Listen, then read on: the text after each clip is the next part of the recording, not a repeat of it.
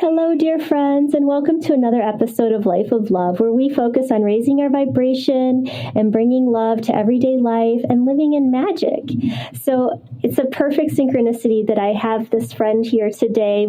We've just had such a great behind-the-scenes discussion about what we want to bring and create with you today. So I'm really happy that we're all together, and I thank the audience for coming, and especially have great honor and appreciation for Kate. Her last name is Heartsong, which I just adore. She's an author. Her latest book is Humanity's Cry for Change: Actions you can take to create a new Earth. She's a confidence coach and a speaker. And without further ado, Kate, welcome to the show. Oh, thank you, Julie. It is such a joy to be here. And I so enjoyed our talk before we got on here. I'm very excited about today. Yes, thank you again for having me. Right. Well, it's an honor, and I'm so glad. And it was awesome how we both got on, and I had just gotten out of the shower, and I was like, I got to get a workout in. I've got to get a workout in, because if I don't, my rest of my day is going to pile up. And so I was rushing, and then you got on and you had a little cough, and I was like, all right, you get tea, I'll go meditate. And we just came on. We're like, yes, power twins, activate. Let's go. Yes, I love it. Power twins. Definitely. So your commitment to raising the vibration is so evident. I loved, catching up with your work and your website and your book. And I would love for you to share what was the motivating factor that you wanted to share in your book, and let people know that they have a role in raising the vibration, raising consciousness. What brought you to that? I'd love to hear the story. Oh, thank you, Julie. I have, very briefly, I started about maybe 25 years ago in meditation, where I discovered I was receiving incredible, profound words of wisdom. So I was guided to grab a pen and paper, and I started actually word for word, like taking dictation. And I realized that I had some very special guides who were sharing profound information, first initially for me, but then it morphed into, starting to write this profound information that's so helpful for many people. So that's where I wrote my first book, published in 2010, called Deeply We Are One, which essentially talks about how when we can honor ourselves and realize our greatness, we see that better in others. And then I was guided to continue a few years later with another book. And there's no way this information is just for me. And this book is my latest book, Humanity's Cry for Change. And I am so honored, Julie, to share this information. It is very critical for us to know that there's positive shifts coming, but it's not an easy situation. It's not an easy journey. Or we're right in the middle of moving from the old Pisces age into the new age of Aquarius. And for us to get there, there's a lot of work that we need to do. But I'm very inspired, because it really has a lot to do with one key thing that you do so wonderfully on your podcast, Julie, and that is focusing on self-love. So I can speak to that now or later, or yes. Well, it all makes so much sense to me, and I want to unpack that just a little bit. Like, when you say Age of Aquarius, that sounds Woodstock. It sounds like free love, and I adore that. I adore that sentiment. But could you, for somebody who may not be familiar with us coming out of Pisces, is very rule, top-down, structured power structures. And I have my interpretation of what the Age of Aquarius is, but could you share with the audience what that means to you, and why it's worth going through these struggles? Because I know that people are struggling. We might pretend like everything's fine, or I might only come on camera when I'm feeling good, but I have lows, and I want to talk about that a little bit, about how it's important to be brave about that. But Yes. what does Age of Aquarius mean to you in living a life of love? Yes. Excellent question. Age of Aquarius really represents the new earth. It represents going into an age of collaboration and love, kindness, harmony, respect for all life. And it also represents recognizing that men and women are equal and that all people, no matter what their lifestyle or culture or race, we are actually really all one. And it also emphasizes the whole concept of unity consciousness. And this is essential for well, it really is essential for us to continue as a species on the planet. And I'll digress just briefly. Part of what will bring us into the age of Aquarius is when all of us do our individual work, cleaning out old wounds, healing, whatever it is. And also another key thing, which is so important, is to raise our vibration. You asked me to share a little bit about that. And raising our vibration is actually easier done than people might think. So if we, for one example of how we can raise our vibration is to be in a state of gratitude for everything. Excuse me. So when we're in a state of gratitude, that raises the vibration into higher frequency of energy. And the Age of Aquarius is all about the higher frequency as compared to the Pisces age where we're coming out of, which represents, like you mentioned, the difficulties, the aggression, inequality, competition, thinking that we're separate. So how powerful is it that we can become empowered to know we can make change by doing our individual work? And one of those things is raising our vibration. I also recognize it's not always so easy to do that because, like you, I have my down times. I'm not always up 100%. I am more than I used to be, but it is possible when we are in a state of awareness and to also not ignore our upsets, to feel them, process through, but we can also harness our tools to then get back to center. That's lovely. And just picturing the idea of the Age of Aquarius, of the oneness, the consciousness, us being connected, understanding our connection to nature. And I do feel like even on social media, there's so many great videos of animals doing kind things for other animals and people noticing this and this attunement to these, I call them the yummy moments, these yummy, gooey moments of life where, there's a little, baby deer running with a golden retriever. It's just like so precious. And these videos, and maybe it's because that's all I watch on Instagram mostly, but I keep getting these animal videos or birds. Oh, it's just I love them. These conscious. Mm-hmm. I watch them too.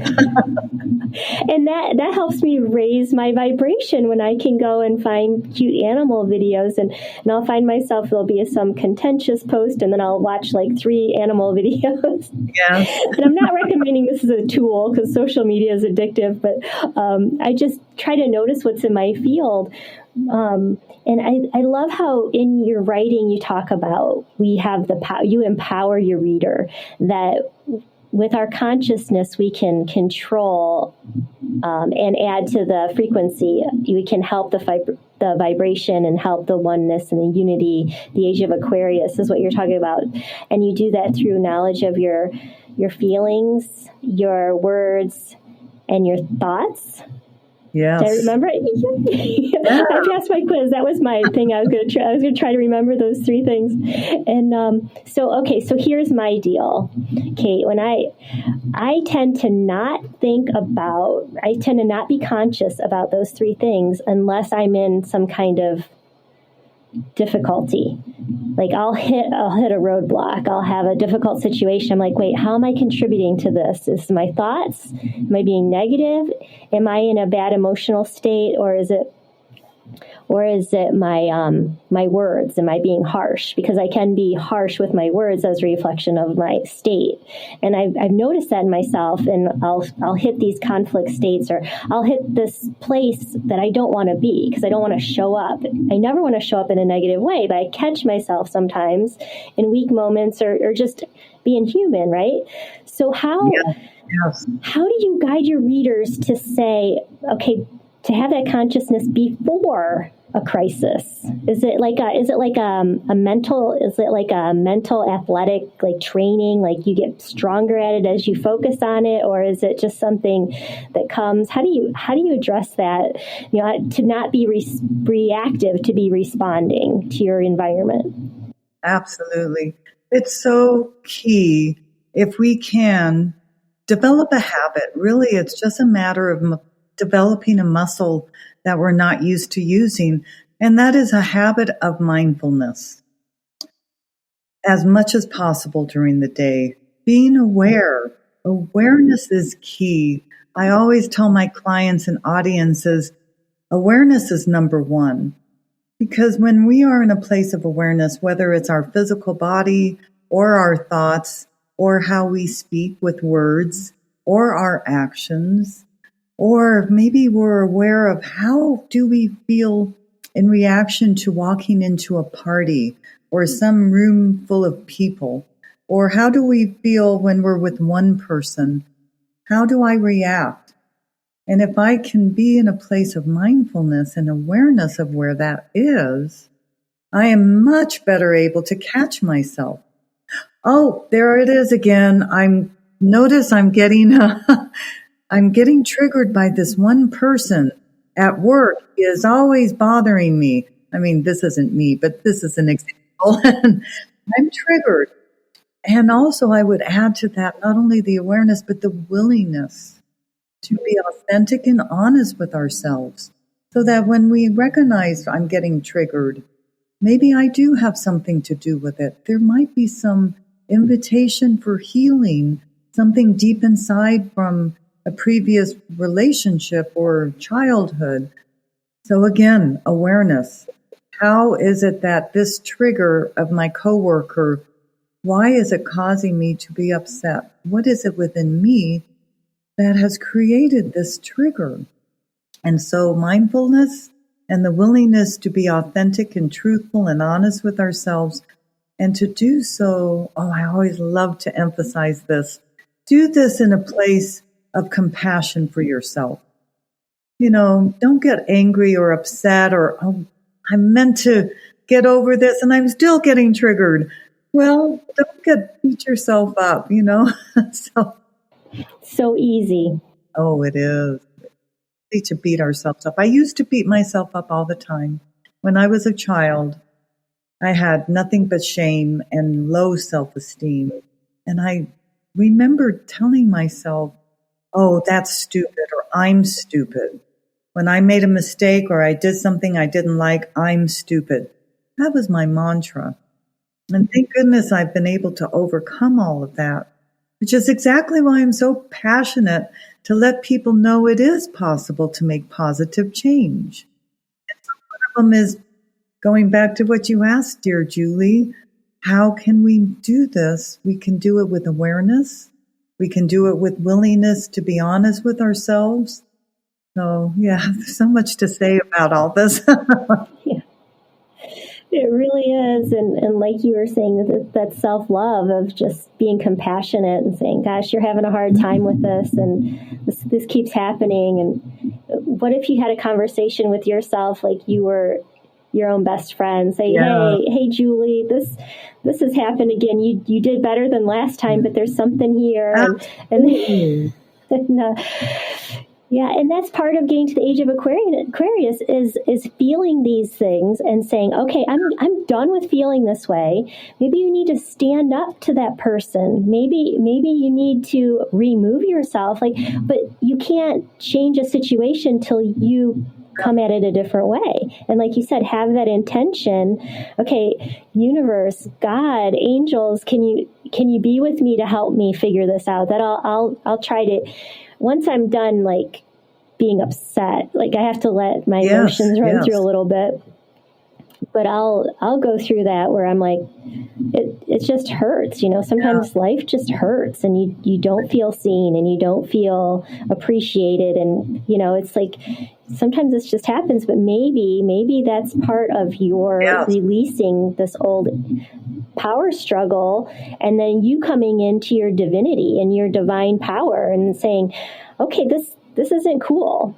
Sorry, I'm not playing this game anymore. I'm not showing up in this way. And like, it's interesting because I've played with this a little bit, and over the holidays, you get a lot of chances to play with these things. Yes. Oh, yeah. And having that curiosity, like, what if I just don't respond, quiet. No response is a great response sometimes. It is, Julie. The absence of a response can be so powerful, but you can't get there until you say, I'm showing up for myself right now. I'm not showing up as there. Someone said, I saw something as like, don't get mad for someone sucking the life out of you if you keep giving them a straw. There's a lot of truth to that. Oh my. That stuck with me. That's a good one. Yes, definitely. So, and oh my gosh, yes, because this keeps coming to me, is that we're all here for a reason. We all have this divinity, and you're in the right place no matter what. So just being here is a huge accomplishment. Yes. So whatever you can do to make yourself being here better, it's icing on the cake. Like, we're not guaranteed another moment. You could get sideswiped in traffic, and I don't want to put that in the field. I'm not saying, but I'm just saying our life is completely fragile. So you breathing and listening to this is proof that you have a divinity to you, that you're a precious being. And that's part of the age of Aquarius, right? Is understanding your preciousness. Absolutely. It's so important to realize that. When we can understand our preciousness and totally embrace it and really anchor into it, we become more empowered. I just love how you shared that. It's just so important to create that foundation, because all areas of our life become positively impacted when we have that strong foundation of empowerment, of self-love. I love to share with people that the more that we can be in our self-love, the more we can give our gifts to others. And self-love is not egotistical. I'm sure you've talked about that many times. And it is not egotistical. I remember fondly, probably about 25 years ago, this wonderful counselor, spiritual teacher who I went to see because I was going through such pain and difficulties. She said, self-love is not only okay, it is necessary. And I would say, yes, it is necessary, because then we can really live our full potential. And wow, how wonderful is it that we can really be in our power and raise our vibration and be happy with things, recognizing that if things are upsetting us, that's okay. It's a learning and invitation to learning. But also not to stuff those emotions. Like you said so well, Julie, you were just describing how, you may be upset. You're going to feel the feelings and then let them go. And then be with it and look at, what can we learn from this? Or what am I to recognize? Is there something I need to change? And do I need to be more self-compassionate? And do I need to offer myself love? How powerful. It's really powerful work. And this can help bring in the age of Aquarius. So, imagine one person. Often people think, well, there's not much I can do. I'm just one person. But yes, we can. Imagine one person times 1,000,000 or one person times 100,000. That is where the shift really begins. We make a change within ourselves, and then when there's so many people who are doing that, we raise the vibration, and that adds to the collective consciousness, and that makes a big change for the whole planet and humanity. That my book, Humanity's Cry for Change, talks about that.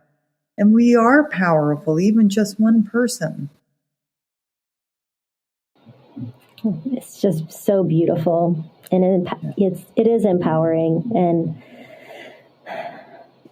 thank you. We're here to be part of this beautiful creation. And if you're feeling isolated, then you have to look into that, because there might be an overlay. Like there's overlays on our society, like you said, the shame. Yes. That shame overlay. And you have to say, I release that overlay that no longer serves me, and I'm bringing in the love overlay, or the gratitude overlay. Yep. But there are things that are going around that you have to like you said, consciously get rid of them. Yes. They do not serve you anymore.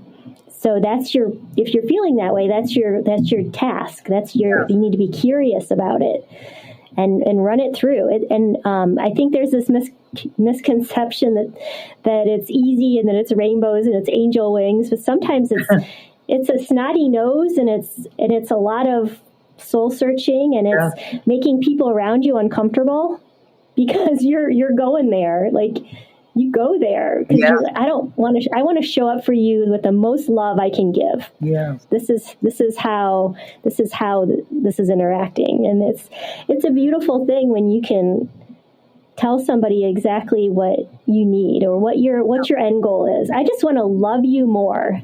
Tell me how to do that. Oh, I mean, wouldn't that transform the world? Oh my gosh, that would so much transform the world, Julie. And how can we love another more until we love ourselves? Love or give compassion or help another until our wounds have been healed. Not that we have 100% of everything healed. No, because it's a journey. But the more we are in that state of consciousness, to me, you said it, you hit the nail in the head. The nail. Oh gosh, the nail on the head. The expression just left me. I tried to say it. Yes, you hit the nail on the head. It's the consciousness, the awareness. And so again, going back to mindfulness. Because we want to be giving people, but if we're feeling taken advantage of, or we're not feeling that vibration from someone else, we can raise their consciousness by saying, hey, I don't feel very loving toward you right now. What's going on with you? Like, is there something going on? Instead of saying, oh, they don't like me, they don't want to be around me. Instead of going to victim, go to, hey, can I show up for you better? Because you can tell, but you can be a victim, or you can be empowered to say, do I remove myself from this person, or do I try to help them through it? And you can make a conscious choice, and then you can show up with more power. Absolutely. Making that conscious choice naturally, in my mind, gives a person more empowerment. Well said, Julie. Absolutely. Oh, no. I like the way you said it. I love how making the conscious choice gives you the empowerment. That's a pearl. Maybe we can make a bumper sticker. Yes. Instead of coexist, let's be more aware when we exist. Yes. Awareness is so it penetrates and it affects all areas of our life. And awareness within ourselves, like what are we thinking? And we're manifesting faster than ever these days because of the shift into the age of Aquarius. So being mindful of our thoughts and saying positive things and, doing positive acts, but also not to stuff upsets, but again, awareness and work through it like we talked about already. Yeah.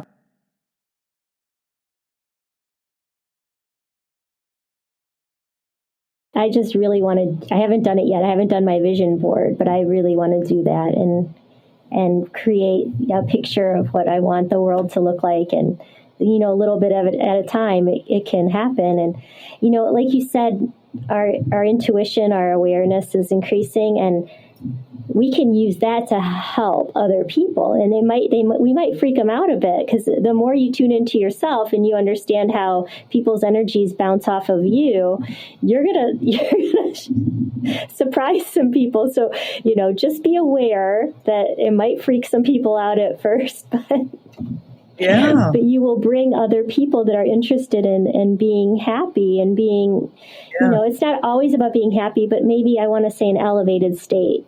A more conscious state. You're gonna attract those people to you, friendships, relationships. Yeah, absolutely. So it's a beautiful dance. And why don't we just play in this Aquarian energy and see where it takes? I hope people can comment and talk about what they view, what they want to create in the age of Aquarius. Yes, there's so many good things that are happening that is bringing this age of Aquarius in. I have been told many times, I'm sure you've heard of this, children who are being born in recent years and currently have extra special gifts, and they're able to even see things way outside of the box, different than from my generation. And they're able to then come up with solutions that maybe we couldn't think of. And then there's other gifts. And then there's so many more people who are empaths.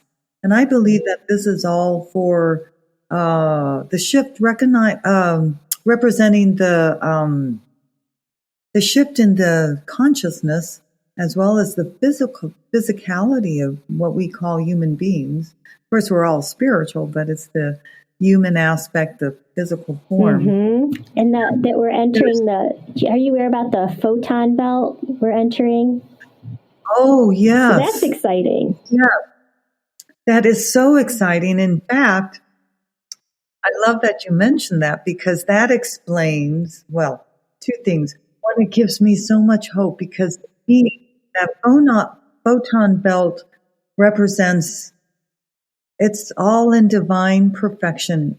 It is just the universal law of how it works. With our current solar system, with Earth being, of course, part of our solar system traveling and intersecting with this photon belt, we are moving out of the dark part of that photon belt. I'm sorry, I'm probably not explaining. No, that's part of the age of Aquarius, I believe, is that the Milky Way galaxy is going to be it's 100 or so, 200 years or something. It's a cycle that we're going to be going through this.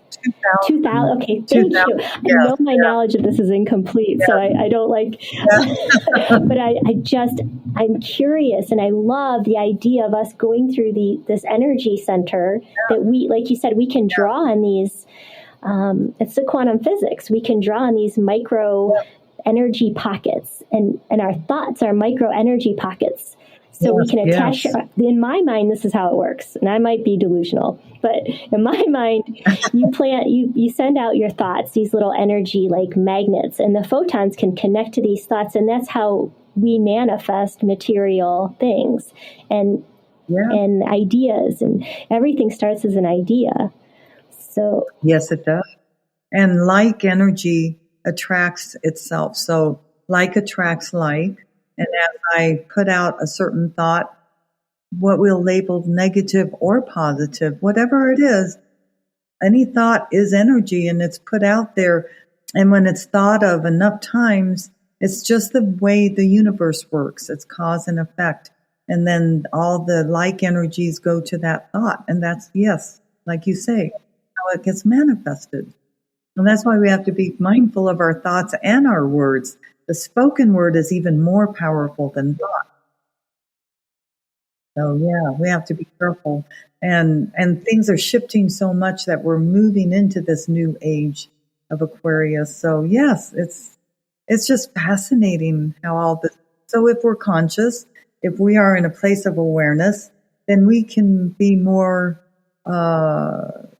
intentional and conscious in what we want to create, not just for ourselves, but our children, our children's children, and the effects on the planet. Yeah, and the dolphins and the whales and all the beautiful birds, and that's our whole beautiful earth. It's like Yeah. So, you've heard of the butterfly effect. What could we call the photons? Yeah.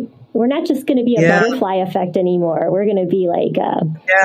I don't know. Oh, goodness. I have a bunch of hawks that follow me around in the morning. They just like screech. So it's going to be more like a swooping hawk effect than a butterfly. It's going to be. There's actually truth in what you're saying, Julie. Really? I really do. I do. Because we are in such powerful times. And the nature, my understanding anyway, is the nature of the rising consciousness of humanity is such that the higher frequencies and all the ships on the planet, and there's actually a polarity of the North Pole and South Pole, the magnetism and electric aspect of the Earth actually influences consciousness. And as a result, we cannot help but go, I think it's all by design, moving into quicker manifestation, higher consciousness, higher frequencies. It's fascinating. It really is, and it's exciting, and I feel like we're explorers, and we're charting uncharted territories. But I would love to be your Sacagawea and show you how to get there. And I love that you're my sister in this, because we're speaking the same language, and that's really special to have a connection. And I just honor this time we had today. Me as well. So very, very precious. Thank you. Yeah. Was there any last pearls of wisdom you wanted to leave my audience with before I let you go to your next thing? My pearl of wisdom would be to please embrace the greatness of who you are. Totally honor yourself. Be compassionate and kind to yourself. Know that you are doing the best you can, and just relish in your magnificence. Beautiful. Yeah. Thank Kate, you. all the best. Thank you so much. You are so welcome. It's such a joy to be here. Thank you for being here. I do appreciate you listening and sharing these episodes. I just know that sharing hope and love and magic in your life can change things. And so it's just so wonderful to have you here. Please go to my website and comment if you have anything to add or share about any episodes. My website is www.youneedapeptalk.com. I also have a free energy video on there that you're welcome to check out. So I'd be happy to connect with you there. Thanks so much for listening. And as always, every day is a chance to live the life of your dreams. So go get it and have a great day.